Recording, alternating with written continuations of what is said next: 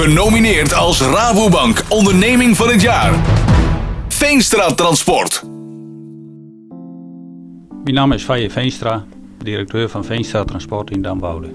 Het bedrijf wordt leidt door Albert Veenstra, Willem en Martie Veenstra en mijn eigen persoon.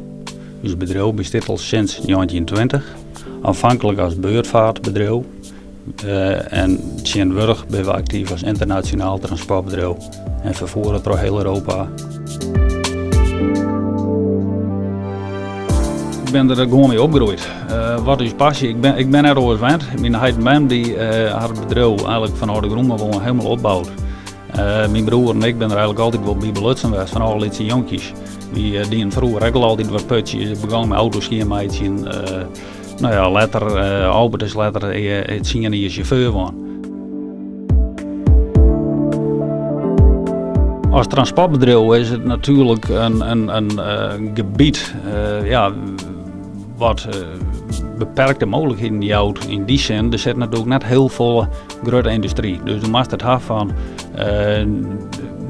de klanten die om die heen zitten, die wat gunnen. Je moet het ook hebben van het leveren van een heel hoog kwaliteitsniveau.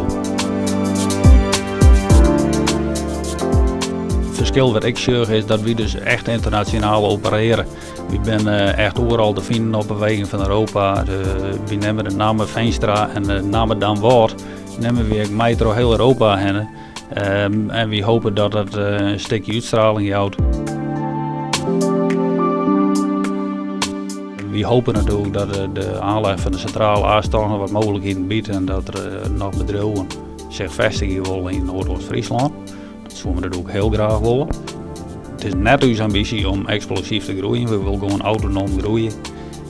Dat wil zeggen gewoon uit onze eigen klantenbestand waar je groter worden en netere overnames of dat soort dingen. We willen het in eigen hand houden. Het bedrijf moet goed bestuurbaar blijven. De sfeer van het bedrijf moet goed blijven.